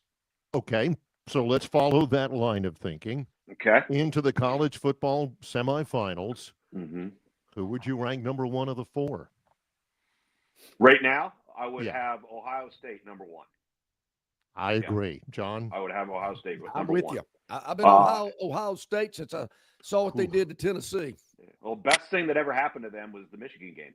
I mean, when you really want to come right down to it, you know, that those kids and that staff took that personally. And now they're taking it out on everybody else. But again, so much. I mean, this is the longest college football season for these teams in the history of the sport. Like, they're dragging right now, guys. I mean, you're thank goodness you have early enrollees that can come in and help you practice, because you need them. You need every single one of them, right? And you need your redshirt freshmen. You need them engaged, because to get through this gauntlet, I mean, you're going to have luck. You're going to have superior quarterback play, and I think, and you got to stay healthy, and that's not easy to do. But I would have Ohio State number 1. But I'll tell you, I would have Notre Dame number 2, and I would have Penn State 3, and I'd have Texas 4. What is it about Texas? I mean, you know, golly, the talent is there, but they've had to battle to hang on to a big lead against Arizona State, which they couldn't do. What's missing? They just can't sustain any level of offensive consistency. You know, they play good and they're starting to get kind of hot and get on a run, and then they just fall off a cliff, and then it's up and down, up and down. There's no consistency whatsoever with them. When they can run the ball effectively, Quinn Ewers is really, really good. When they can't, Quinn Ewers has struggled. Not too dissimilar to what I heard you guys' conversation with Carson Beck in Georgia. Georgia hasn't run the football worth a lick this year. Well, guess what? The quarterback gets pretty impacted by that. That's hurt Quinn Ewers. And so, fortunately, they're so loaded on defense, and they can rush the passer, and they can create havoc that's kind of bailed them out at times. And but here they are. You know, they're the one team that everybody said hadn't played anybody. They were the one team out of the SEC that everybody said, you know, had the best path and the best schedule, yet here they are in the semifinals. Luke, I know we're 1 year in, but I wonder if the college football world is a little fatigued. And where I'm going with this is, man, this is a long – you just hit on it. It's a long college football season. We will not crown a national championship until the 20th of this month, which is 12 days away. We're into conference basketball play around the country. And they're playing games on, Thursday and Friday this week to get away from the NFL windows. Do you see any restructuring, rescheduling, compressing to try to make this not drag out so long? Guys, I don't know how you can. I mean, you take a look at the FCS playoffs, right? And they start – I believe on Thanksgiving weekend, and the national championship game was Monday night. Right. And now they've got more teams in the tournament than the FBS level does. I just think it is unavoidable when you add this many teams, and you're having to structure around the NFL, as you referenced, because television rights and all those sorts of things are important, and so is the marketing and sales element to it. Then you're dealing with the transfer portal. You're dealing with recruiting. You're dealing with kids being out of school for winter break. It's almost like having the conversation about the transfer portal. Everybody says, "Oh, well, we just move it back." It's not that simple, because people don't realize that the athletic calendar right now does not match up with the academic calendar. And until that happens, you can't just move it back, because kids still have to be able to enroll to maintain eligibility. Well, you can't do that if you can't take visits before you're supposed to enroll. So I don't know. I think to use the word fatigue, I think fans would trade what we have right now for any semblance of fatigue, meaning that we're sitting here right now and we've got 3 teams in it, or two teams in it that have never gone to the semifinals, right? And then you've Correct. got 3 teams in it. You got Notre Dame, let's see, Penn State, and then you've got Texas, and you've got Ohio State. So Ohio State's been there before, obviously, but Notre Dame has been there with the BCS and has been to the playoff. Did not fare well. Although this is a different Notre Dame team, but I think this product gives every one of us each and every year a chance to have some new blood in it, and I think that's good. No question about it.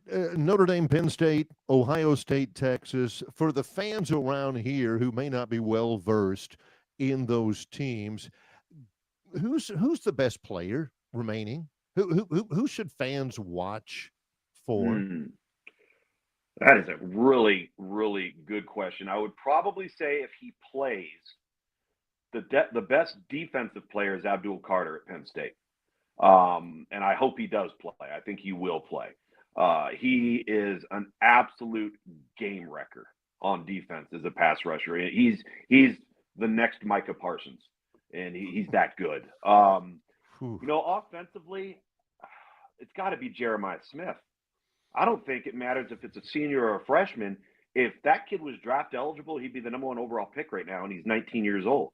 And he might be the best overall player, period, left amongst the 4 teams. And you consider how loaded that team is at Ohio State on both sides of the ball. You could make an argument that Caleb Downs, pound for pound, might be the best overall football player left. But I'll tell you, the best team might be Notre Dame, because they don't beat themselves. They can run the ball and they stop the run, and they do not give up explosive plays. And I think those are huge ingredients. One thing I said about Notre Dame, Tom, to me, they're the most disciplined team I've seen. Yeah. They just don't make mistakes. No, they don't. They are so well coached and so well organized. And again, it's hard enough to beat somebody else. Well, it makes it really hard when you spend half the game beating yourself. If you're Texas and you're Steve Sarkisian, you're sitting there scratching your head going, why do we do this? Like, why do we go out and make these plays or have these series and we can't sustain any level of consistency? Notre Dame's never shown any of that. Pretty impressive. All right. So as we get to the national championship game, which we'll know after this weekend. Yep. And we touched on it. I think to me, Ohio State, Vegas thinks they're the best team. And you mentioned it. I think the Michigan loss really refocused and energized this team. And it reminded me of many, many, many years ago when Rick Pitino was at Kentucky and they were blowing through the regular season. They got to the SEC conference tournament. Mississippi State beat them in the final, and Pitino said that's the best thing that ever happened to our basketball team. They went on to win the national title. And I could certainly see that with this Ohio State team with that Michigan loss. Tough losing to your biggest rival. I get it. And they laid an egg that day. But when they look back on it, if they win it all, I'm with you. I think that's the game that could have kind of hit the reset button. Well, it's a lot – and this has happened to Alabama a few times in the regular season under Nick Saban's leadership. And when it happened, it was like, oh, boy, here we go. It's going to be scorched earth from now on, right? And it's just sometimes you need that refocus. And again, you got to have maturity, health. Fatigue is going to set in. Your players are tired. The season is long. And to maintain that level of focus and energy and intensity, I don't know how these coaches are doing it with their football team. Because, again, you're dealing with 18 to 22-year-old kids. And you're also dealing with elements with those kids now with name, image, and likeness and the portal and the me attitude and mentality. Yet you're somehow getting this team, as you mentioned, 12 days away still from finishing the season out. That's an accomplishment for any one of these 4. Boy, you're not kidding. Well, Luke, tell our listeners and viewers what you've been up to. Where are you? What you doing? Because normally you're on Mondays, you're on Wednesdays. We had to reschedule, shuffle some things around. Tell us about it. So yeah, I was traveling back this weekend. I'd been on the road for, let's just say, almost 16 straight days, and I was home for about 2 days. And then before that, I did the very first bowl game of the season with this Lutz Veterans Bowl there in Montgomery. And so I took some time to step back. My daughter had knee surgery to correct an ACL on Friday. I missed that, so I needed to attend to some of those sorts of things. to get the week started off right. And then I've got college football live today and Friday, this week and next week, and Sports Center each Friday, as well as we're going between these two games on Thursday and Friday night. So I don't have to travel anymore for work. Fortunately, everything's at home. Get to get reintroduced and reestablished with the family a little bit. I only got to see my son like 4 days during his entire time home for Christmas break. Wow. So Tough. he went back off to college on Sunday.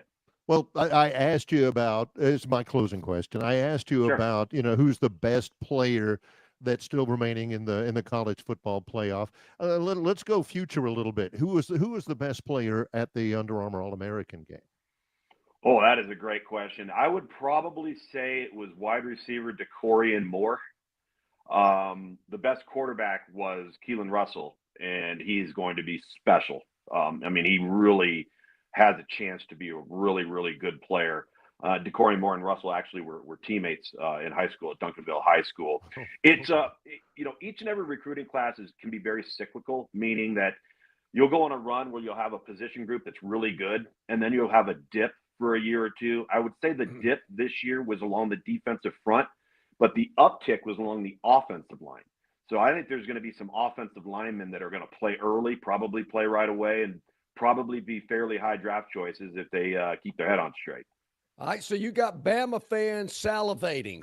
So is Keelan Yeah. Russell good enough to start in the fall? He's talent-wise, absolutely he is, but that rarely comes into play when you're talking about playing a freshman quarterback, because it's all of the other things that you've got to juggle and be mature enough about, and the aptitude and the processing and everything speeding up, and you're away from home for the first time, and they're got you on a schedule unlike anything you've ever seen before. Can you handle all those things and still be a mature, competent, productive football player? That's generally in my last 20 years of seeing kids from 14 years old to 18 years old and then making the move when they struggle or they're not ready. It's rarely because of physical ability. It's some other component that they have to work through as they continue to mature. The AJ Greens and the Julio Jones and all those guys, they're not just standing on every street corner. Yeah. No kidding. Hey, Luke, as always, man, we appreciate your time. I know we'll be back on our normal Monday schedule coming up on this coming Monday, but, man, we really appreciate it. We'll be looking out for you on all the ESPN platforms that you mentioned as you get us up to date and ready for these college football playoff semifinal games. Sounds great, guys. Look forward to it. And listen, our season got extended, though, because of this. So nobody's got any fatigue from that, right? Heck no. Are you kidding me? We're rolling right along like Old Man River. Appreciate you, Tom. See you guys. Thank you, buddy. Appreciate that. Tom, Luke, and Bill brought to you exclusively by our friends at River Bank and Trust, local banking expertise, the newest innovations and technology, personal attention, genuine hospitality. It's all just part of the River Bank and Trust difference, and they invite you to experience it for yourself. Welcome to banking above and beyond at River Bank and Trust locations throughout the River region, locations throughout the state of Alabama. So we've had a lot of good conversation, Barry. We're going to continue it. A lot of good stuff coming in on our River Region Straw chat line. Remember, look, it's cold out there. You need to call or text Kenny today. I sure am, because I'm running out of firewood because I've been having a fire in my fireplace almost every night. The wife loves it. I do too. It, man, warms the place up. It is awesome. Make sure you stay warm with firewood from River Region Straw, 669-5959. Speaking of texts, I've gotten a couple of texts here. Number one, next time Barry takes a day off, when is Gene Crane going to be guest hosting for him? We'll have Gene, to ask. I think Gene really would like to be like a media star. I think he would. I think that's maybe in his next life, he's going to come back as a media star instead of a bank president.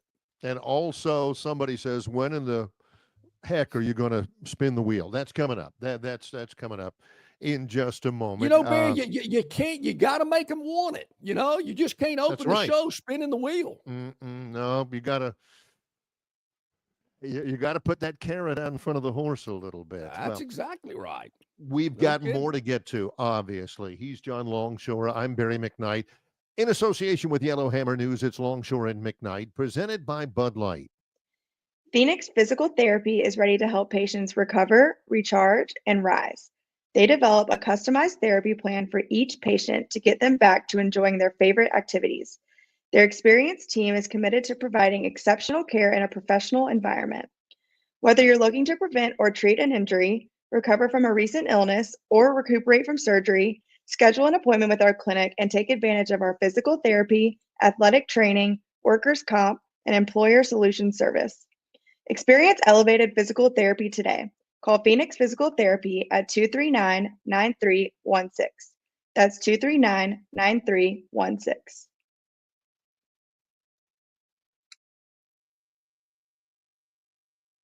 Some days you hit snooze, but not today. Today you have to go on a run to get burgers for the tailgate.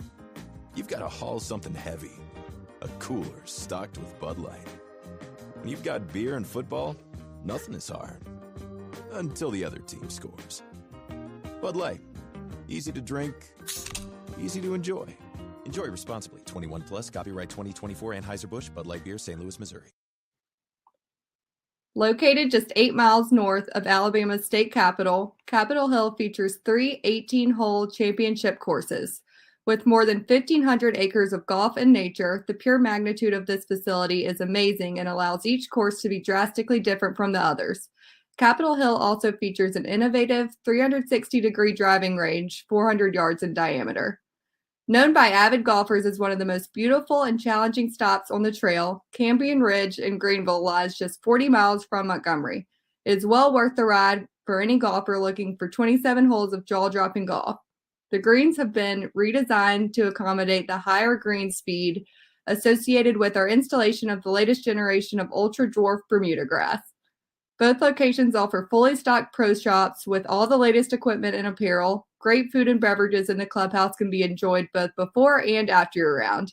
Get your group together and hit the trail. Go to rtjgolf.com.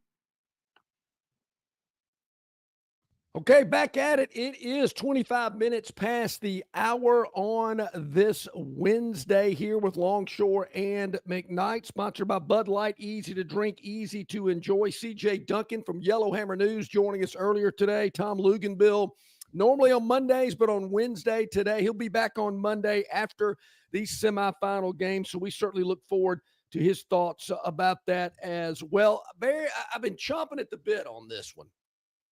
You sent me an article from the Athletic, I believe it was, about bowl ratings, and please present that to our viewing and listening audience so we can discuss it and break it down. The Athletic at theathletic.com. I used to be a subscriber, and I enjoy it. I enjoy their podcast and everything. Stuart Mandel is kind of like not only the chief operating officer or whatever, but he's a college football writer. And he wrote about the subject of how this bowl setup, how this postseason setup is being received so far. And there's good news and there's bad news. The good news is, according to Stuart Mandel, The Athletic, is that viewership numbers suggest that the appetite for bowl games, all of them, is getting bigger with the advent of the college football playoff. I had surmised for years that if you expanded the playoff, then it would decimate the other bowl games. It would it would devalue the regular season. It would devalue some of the other bowls. Well, Stuart Mandel says with the advent, with the expansion of the college football playoff, the appetite for the bowl games is getting bigger. He points this out. The Michigan-Alabama game, the ReliaQuest Bowl, drew ESPN's biggest non-New Year's Six bowl audience in 9 years. You know, for any of the games that aren't on New Year's Day, this was the highest rating for any non-New Year's Day bowl game in 9 years. 6.5 million people on average. For Bama and Michigan. And I would submit to you, John, that a lot of that audience was later after the first quarter or after halftime, because they were, that was an early game and all of a sudden everybody's looking on their phones or or their laptops and saying, "Hey, whoa, Michigan's up 16-0. Hang on," and they tune in. In the second half, I'm watching to think, "Oh, Alabama's not going to lose this game, are they?" I went through about 3 liters of popcorn, going, "Oh man, wow, ooh." I want to say the audience got larger the more likely it became that Alabama was not going to win. Anyway, that's the biggest non-New Year's 6 bowl audience in 9 years. It was really good ratings-wise. Yeah, and I can't say I'm surprised. Well, Texas, and I think the names, the helmets, if you will, had a lot to do with that. Yeah. And the Texas Tech-Arkansas game, December 27th, that was the most watched Liberty Bowl, 4.2 million in 9 years. A lot of it's because Arkansas was right there. Well, and my next question is, and as I read this article, I've had several questions popping into my head. The Michigan-Alabama thing does not surprise me. Right. What day and time was the Liberty Bowl? I think when you play and what time you play has a lot to do with how well your ratings are. The Liberty Bowl was at 6 o'clock at night on December the 27th, which would have been a Friday. So it was a Friday night, 6 o'clock, against the Holiday Bowl, which was Syracuse and Washington State, which was bad. That's the other aspect of it. And Barry, the bowl in Montgomery has always done well in the ratings because of when it's played and what time it kicks off. Yes. I think it has a lot to do with it. That's a huge part of it. But the bad news, and again, some of the other ones, the Nebraska-Boston College game and the Pinstripe Bowl was an 11-year ratings high, TV ratings high, all despite opt-outs, transfer portal departures, interim coaches. So that's all good. And that's surprising. It's surprising that it was so good. Again, I had thought that, the bigger the playoff is, the more it would devalue the regular season and the bowl games. That hasn't been the case on TV. The bad news is that in-person attendance, people who are actually there, going down. The Gator Bowl, which has always been strong. When I was growing up in Florida, the Gator Bowl was a big deal. They draw over 50,000 like clockwork for years and years and years. Ole Miss and Duke, they had 31,000 for that game. 31,000. That Liberty Bowl matchup, Texas Tech and Arkansas, that was so great ratings-wise, it drew the game's smallest crowd since 1994. I don't know if I want to go to the Liberty Bowl at night. I mean, say what you will about Memphis, but I'm not sure I'm wanting to do that. But we talked about that Gator Bowl. The same thing needs to be pointed out because Troy played at the Liberty Bowl against Memphis in week 2. Liberty Bowl's under construction. Yeah. The middle sections. Wasn't that game like at 11 in the morning? Yeah. And the Liberty Bowl, the entire middle section between the 40s is gone. So that had something to do with it. And they do it, and that's there. Is the city doing it, or is that for the University of Memphis? That I believe that's a municipal thing. That's a city thing. I'm almost certain, but not totally. And that's a stadium that needed a big time reno. I mean, either tear it down or give it a big time reno because it was that Liberty Bowl had aged. Yeah. If you know what I mean. Barry, the Gator Bowl, though, we talked about that after the game. Here's my problem with the Gator Bowl, and I'm with you. It used to be a bigger deal. Back when we only had like 10 or 12 bowl games, the Gator Bowl was one of them. The day they play it is horrible. I think that's number one. I think people there, again, bowl fatigue. We hadn't played in a month. What are we playing for? And now I got to go to Jacksonville and play in a game that really doesn't mean a lot. You're asking a lot of the fans to drive to Jacksonville, spend a couple of days. The field looked terrible. I just think the day and time, if the Gator Bowl had been played a week earlier, I think the numbers would have been much better. Now, couple of things. You got to put them on somewhere, sometime, and everybody's not going to be able to play at 6 o'clock on January 1st. But here's the summation. Stuart Mandel points out, quote, all parties recognize that most non-college football playoff bowl games are primarily television programs now.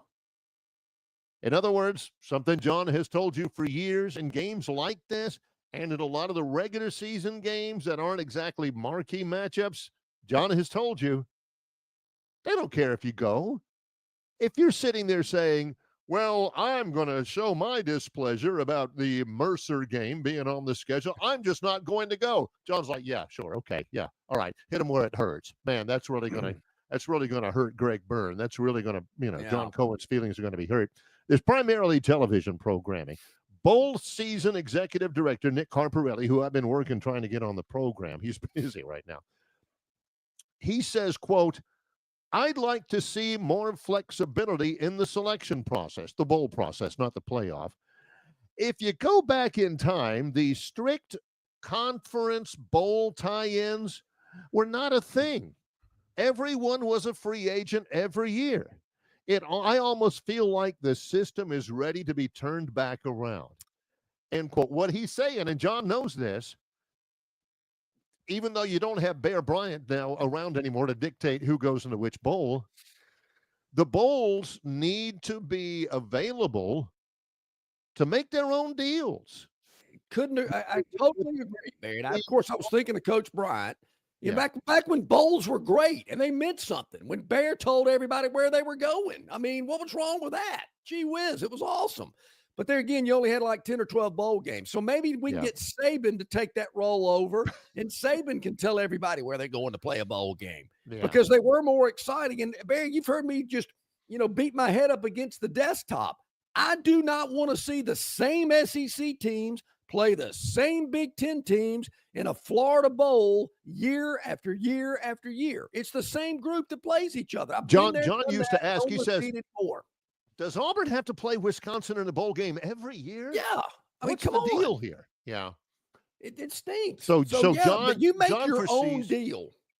John foresees a day where some secretary, let's just say Jean, in the Auburn office, she knows that there's this phone call going to be coming in 9 o'clock on a Wednesday morning.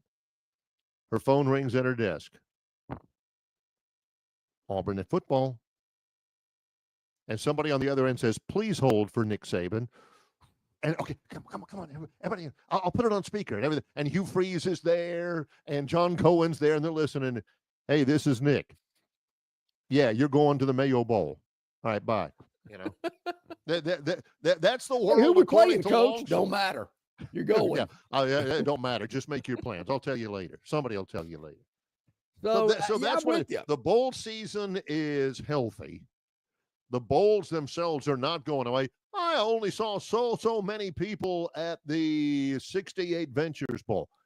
It don't matter. It's all TV programming now, John. That's it. And a lot of these games, you don't even see a scan of the stands. They don't even show you how many empty seats they are. I just happened to notice at the Gator Bowl watching the Ole Miss game. Yeah, but I'm with you. We got to get better matchups. I think some of the dates and times are kind of crazy. And ESPN, when they're showing a game between whoever, North Texas and Texas State, whoever that game was at 11 o'clock on a Tuesday, they don't care. They'd rather show that than a replay of a poker match. So I get that. But some of the bigger name bowls, they got to get better times, better dates. The Gator Bowl has no business playing after the college football playoff quarterfinals or whatever they are. To me, a bowl game after the playoffs really gets into the meat of it. They got to find a way to get rid of that too. I don't like bowl games after the first of the year unless it's in the playoffs. Quick question to you before we go to break. From Curtis on the hotline. He says, you want ratings? Legalize online sports gaming in all 50 states. Yep. I'm looking at all these commercials that roll around, Bet MGM sports app. They're giving you a $1,500 bonus. I'm thinking, why do they even run those ads in Alabama? Why do they run those? You can't do that. They do it anyway. I don't Yeah, know, they do. maybe one Well, day. all right. Also, Barry, Robbie from Greenville is not happy about what we're talking about. Yeah, Robbie, he is the de facto program director for Longshore and McKnight. Loves telling us what we should be talking about, and we should. And we have, Robbie. We have. Robbie, you got to wake up earlier. We told our viewers early when we were talking about Alabama versus South Carolina. I bet Robbie chimes in later on and says, hey, can you talk about Alabama, South Carolina? They play tonight on the SEC network. The Crimson Tide, very impressive at home against Oklahoma. They're pretty good on the road, but they're nowhere near as good on the road as they are at home. South Carolina is really good. South Carolina can pull this off, particularly at home. They're really good, but in the SEC, John, you have to be really, really good this year. South Carolina's they're no slouch themselves, but when you're talking about this league, they got to be Robbie. Really, it'll really be a good game tonight. I'm looking forward to watching it, and I'm looking forward to getting Bart Heisch's recap of it tomorrow. He'll be on the program. Our resident college basketball aficionado analyst will join us tomorrow to recap the week of SEC basketball and looking ahead. So we're certainly excited about Bart beginning his weekly visit with us. Of course, also Jason Caldwell from Auburn Undercover will join us tomorrow. Rodney Orr, the Tider Insider, brought to you exclusively about the Destin Connection Seafood Market, will join us as well. And Barry, this is an aspect as we go to break, I did want to touch on this. I missed on it, and this is probably one of the reasons I'll watch it. The golf event that was on last night on ESPN, there is gambling on every shot. So as you're watching this golf, you can gamble on it. I mean, like gambling on a football You game can or a gamble on basketball golf? game. Oh, Yeah. Why do you think I play? John says the TGL, they have that you can gamble on every shot. I'm saying that sounds like MCC on a. I mean, it's like Al Chervik going $50. You slice into the woods.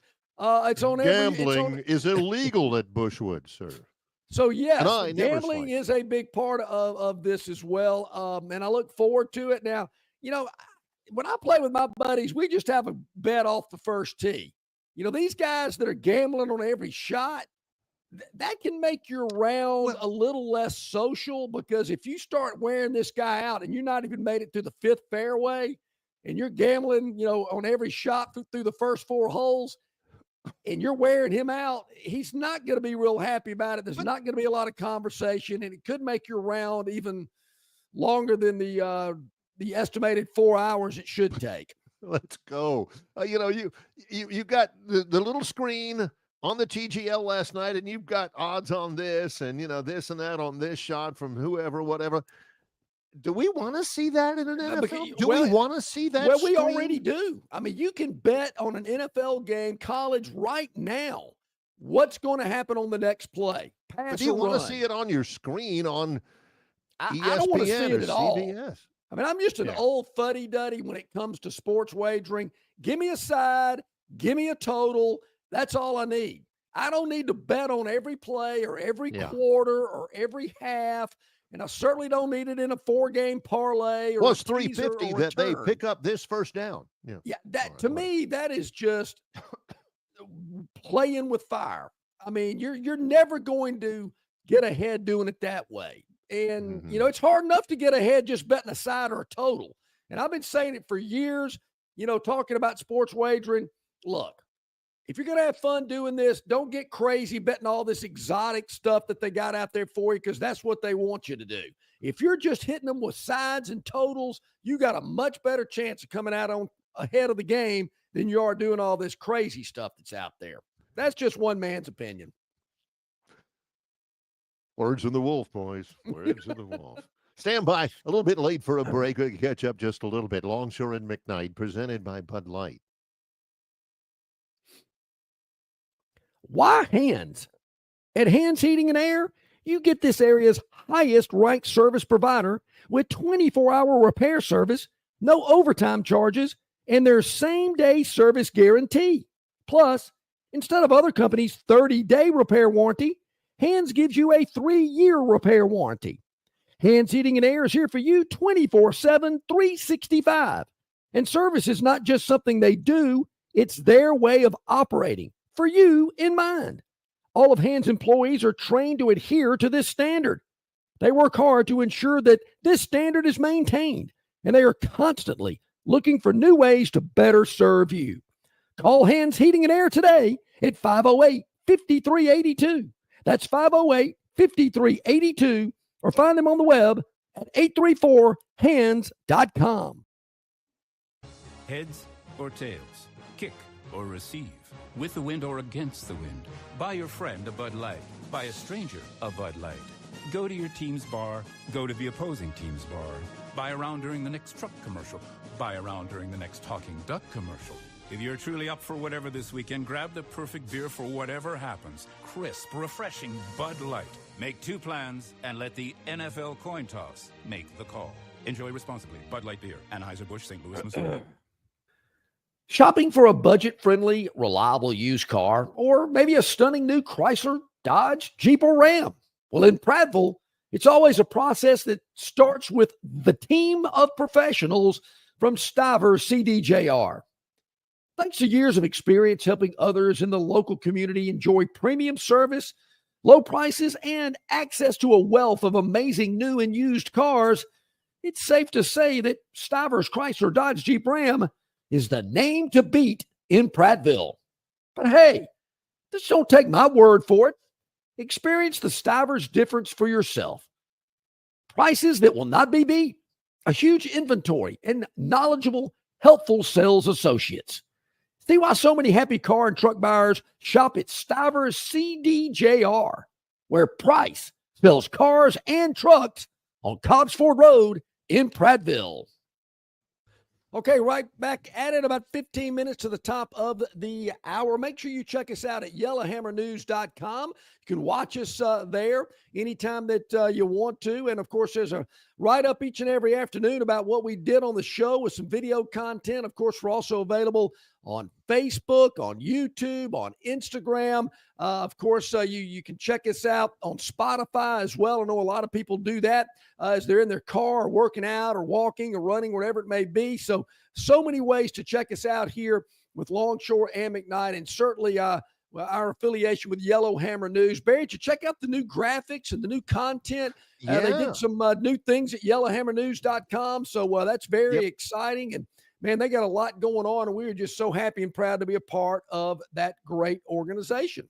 Yeah, they had said, they had previewed on the website, yellowhammernews.com, that they were going to undergo a little bit of a facelift, a nip and tuck on that thing. So I knew it was coming, but even then, knowing that it was going to happen, I was blown away by just the look of everything and the presentation now. Plus, it's easier to navigate. You're going to love it. Yellowhammernews.com. Okay, Chris the Bammer is ready to go with the wheel. And so let's do it. Let's get Gern. He's going to load up the Victoryland 777 topic wheel here on a Wednesday. This was a little heartless, I got to tell you, from Theotis. Okay. Robbie says this was not the ending Alabama football fans wanted, but give DeBoer a little time to recruit and use the transfer portal to build up depth on the roster. The new quarterback should be a better fit, right? Okay. Right underneath it, Theotis says the Steelers suck. That's right at it with Robbie. Oh, come on. I got to tell you, Robbie, I was listening to Cowherd yesterday as I was enjoying my smoked turkey sandwich. He's not a big fan of the Steelers this week against the Ravens. Just doesn't think it's going to happen. We'll get more into that later in the week as we get into NFL wildcard talk. That should be a lot of fun. All right, Gern, put the wheel up there so Chris won't freak out, and we can go ahead and spin it. So what we got? Okay. All right, what do we got? The Victoryland 777 topic wheel. We got 4 round topics. and round it goes, and it's going to land on T. Roy. Yep. That means the Troy Trojans. And of course, Barry, you mentioned you were with them on the road, had a successful road trip, the men's basketball team. What's happening is they're getting to come home to the friendly confines of Trojan Arena. Yep, they come home tomorrow night, as a matter of fact, John. 3-0 in the Sun Belt Conference, tied for first. 6 o'clock tomorrow night, it's Texas State at Trojan Arena. I'll have the television broadcast with Jerry Miller, radio as well. Ticket specials, you can buy one, get one free. Those are available for general admission tickets, for reserve seat tickets where you can actually sit with like Jason Jones. Oh, whoa. Or club tickets, which are sweet, pardon the pun. Just go to TroyTrojans.com/tickets. Also, free admission for all active, retired, and reserve members of the military. All you got to do is show your military ID at the box office. The team's going to wear the patriotic jerseys and all that kind of stuff. And the halftime scrimmage will feature the Air Force ROTC versus the Army ROTC detachments from Troy University. I think John had told me minus 2.5. And Barry, and then on my experience with those type of games, there's not a lot of whistles being blown. So when these guys get at it, and there should be. There should be. It's a little physical. Also on Saturday, big one on Saturday because Arkansas State, coached by former Alabama assistant Brian Hudson, will come into Trojan Arena. Arkansas State preseason pick number 1 in the Sun Belt Conference. They lost in an upset on Saturday, so they're tied for second right now. 3:33 start time, halftime performance by the halftime dogs. Those are a team of Frisbee catching dogs. It's going to be kind of cool. Plus replica jerseys. The first 300 fans will receive a replica number 6 jersey to represent the 6th man to help the Trojans continue to stay unbeaten in Sun Belt Conference play. The Troy women are on the road. Troy men Thursday at 6 tomorrow night, and then 3:33 on Saturday. Barry, is the Red Panda scheduled to do a halftime performance at Troy anytime this season? You know, not in the next couple of weeks, but she has been at Troy along with the amazing. Oh, what's the guy? The amazing. The guy who's like 80 years old and he puts all those chairs up there. I'm supposed to be doing the halftime highlights on television, and I can't concentrate because I'm thinking, oh, please. This guy's about to bust. On college football game day, watching that guy. Please don't crash. Please don't crash. So, yeah, that's what's going on. Tickets available at TroyTrojans.com. Yeah. So be there. Awesome. All right, Gern, get it up on the screen, and let's see what else is left on the Victoryland 777 topic wheel for this Wednesday as it spins around and round it goes. It's going to land on Portal QB. Portal QB. Barry, I find this interesting. All right. Do you think Kalen DeBoer goes after a quarterback in the spring portal? I think he needs depth. I know he's got a couple of walk-ons down at the back. I know Auburn does too. That don't really appear on the depth chart. But if DeBoer, he's got Ty Simpson, he's got Austin Mack, and he's got the incoming freshman Keelan Russell, who Luke's was raving about earlier today. He's gonna be a factor. Maybe in the first year.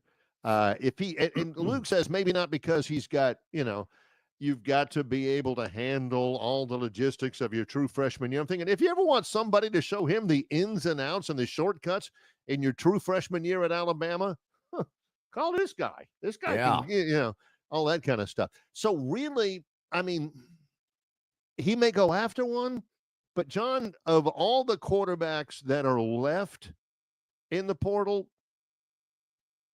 there's not much quality. All the quarterbacks that are left have kind of been picked over. Maybe Harrison Bailey, who used to be at Tennessee and UNLV and Louisville, maybe Chandler Rogers. But these guys, if they go for him, John, it's like don't over-expect. John, if they do get one, it's strictly for depth purposes, right? Yeah, I mean, is there a guy that's thinking he might have a battle in the spring, and if things don't go well, then he might want to move on? Yeah. But even then, and you're right, if it's that scenario, it'll be a transfer portal guy that comes up in the spring window. Yeah. And it's because he would have, maybe lost the job in the spring. Even then, coming in after spring, very rare that you win the job, especially at a place like Alabama. And if that's the case, it can't be a quarterback that's currently in an SEC school because you can't go from SEC to SEC in the spring. So it would have to be somebody, outside of the league. And I just can't think of one off the top of my head that's out there, but who knows? Maybe there is. Those are two. We'll come back and give you the Yep. final two in our Victoryland 777. Hold on, top of Chris. Don't It's you go coming. anywhere. It's coming. Yeah. Short break.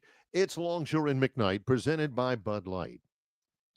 Jim Massey's Cleaners and Laundry is an Alabama-based, family-owned and operated business that specializes in dry cleaning and laundry, serving the river region since 1941.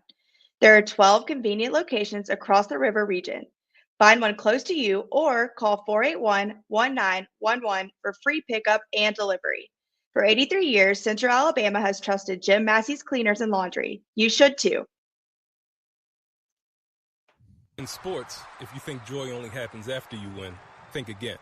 Look at the world's most successful athletes like Serena Williams, Brooks Koepka, and Alex Morgan. They don't spend all their days grinding away. They take time to enjoy themselves, like getting together with friends over a Michelob Ultra, because they know that happiness is the key to winning, and that joy is the whole game, not just the end game. Michelob Ultra. 95 calories, 2.6 grams of carbs. It's only worth it if you enjoy it. Enjoy responsibly. AB Michelob Ultra Light Beer, St. Louis, Missouri. All guests of Longshore McKnight appear on the City of Montgomery guest hotline. Check out the most interesting and informed personalities in sports covering Auburn, Alabama, Troy, ASU, and all the major teams from across the country. John and Barry have the best guests brought to you by the City of Montgomery. To find out everything you need to know that is going on in the capital city, check out montgomeryal.gov. That's montgomeryal.gov, the capital of dreams. Man, we're back at it already here. A couple of minutes to the top of the hour. Don't forget, tomorrow, as we mentioned earlier, Jason Caldwell, Auburn Undercover. In the bottom of the first hour, we'll have Rodney Orr, the Tider Insider, to kick off hour number 2, presented exclusively by the Destin Connection Seafood Market. And our resident basketball expert, Bart Heisch, member of the Mississippi State Final Four team. He'll join us to break down some college basketball tomorrow, and he'll be a regular weekly guest with us throughout the season, so we're looking forward to that. With that, I think I do see 2 more topics on the Victoryland 777 topic wheel. I think we can do that. Do it. I think we can do it. All right, Gurns, we need to get WD-40 as a sponsor, Barry, because we have to lube that wheel up. See, I have a theory about that. I think two of the reasons why Chris the Bammer loves the wheel so much, number one is the little ticky sound, and number two, he likes the colors. I do think like, that fascinates him. Yeah, I'm with you there. I like the colors as well. Okay, so wild card. I got to tell you, Barry, I'm a big wild card weekend guy. Me too. Love it. And I like the NFL playoffs. And Kareem Abdul-Jabbar maybe have never said a truer statement when he was in the cockpit in Airplane One when he told Joey, hey, man, when Joey said, my dad says guys don't hustle until the playoffs. Uh-huh. That might be true. And it might be true in the NFL as well, because I do think they kind of turn it up a little bit, as in the NBA, the NFL. I don't know. I can't put my finger on it, but my eyes tell me, and I'm a big eye test guy. Yeah. It's a different level of competition once the playoffs get here. And that's when your legacy is cemented. Marino threw for like 70,000 yards. You know what everybody remembers about Dan Marino? Besides his star turn in Ace Ventura: Pet Detective, they never won a Super Bowl. That's what your legacy is this time of the year in the NFL. And there are 6 wild card games spread out over 3 days. It all begins on Saturday at 3:30. Chargers at the Texans. Former Troy running back Kimani Vidal going to play a big role in that as a running back for the Chargers. That's at 3:30 CBS. 7 o'clock Saturday night on Amazon Prime. Steelers and the Ravens. I wonder what the deal is, because Herbie's got to do the Orange Bowl on Friday. Good point. He's got to have somebody get everything ready for him, I guess, for the Amazon Prime game with Al Michaels. Steelers and the Ravens. Robbie, hate to tell you, no, really, but the Steelers are going down in that one. Barry, the Steelers, the biggest underdog over the weekend. What do you got? 10? Baltimore minus 10? Yeah, they're a 10-point dog. Denver's just 8.5 at Buffalo. Yep, Sunday. Those are the 2 games on Saturday. Denver Buffalo is at noon on Sunday. CBS from Buffalo is going to be a ton of snow. 3:30 Sunday on Fox. Packers versus the Eagles. Eagles, the second winningest team in the NFL over the last 7 years, by the way, behind the Chiefs. Eagles have been doing well. Need to win a Super Bowl. Commanders and the Bucks, Sunday night, 7 o'clock NBC. And then Monday at 7 o'clock ABC, it's the Vikings and the LA Rams. That's your wild card setup. 6 games, Saturday, Sunday, and Monday. So you have it. All right, let's spin the wheel one last time and see what comes up. We know what's going to come up, but just for official reasons, I guess we got to spin it. Chris would not like it if we didn't spin it. No. And it's going to land on, if you can read upside down, semifinals. Of course, we're talking about the college football playoff semifinals, and we're here. It's tomorrow night. I know we're going to get into this big time tomorrow on the program, but just to let you know, so you make your plans and you don't miss any of the action, because it's starting at 6:30 tomorrow night. Yeah, and just for reference sake for everybody, everything from here on out, college football, ESPN. ESPN has it all. ESPN tomorrow night, 6:30, Notre Dame versus Penn State down in Miami. Notre Dame favored by 1.5. That's tomorrow. And then Friday at 6:30, ESPN, Ohio State and Texas from the Cotton Bowl in Dallas. Ohio State is 6-point favorite there. One of those 4 teams will be a national champion. I kind of like Ohio State, but Texas can get it done. I really like Notre Dame in the Orange Bowl. You know, I do like Notre Dame, Barry, but I thought maybe it was Luganville, maybe it was Travis, I can't remember, talking about how Notre Dame beat Georgia. Hey, it's part of the game, but fumbles deep in your own territory and kickoff returns, maybe you don't script that, but they do count. And I think Notre Dame's got to have more of a balance to win it all. But I certainly think they can win this game in Miami. And there again, when it comes to discipline, they don't make a lot of mistakes. Right. And at this level, with this much impact, with this much riding on everything, a lot of times it's not what you do to win. It's what you don't do to lose it, Correct. I think that's a good point, something to look out for starting tomorrow night at 6:30. John's already told you what the plans are for the Thursday show, and we can't wait. John, great stuff today from C.J. Duncan, I thought. Same thing with Tom Luganville. Yeah. Awesome. Good stuff. Always great. Much appreciation from them. For John Longshore, I'm Barry McKnight. In association with Yellowhammer News, it's Longshore and McKnight, presented by Bud Light.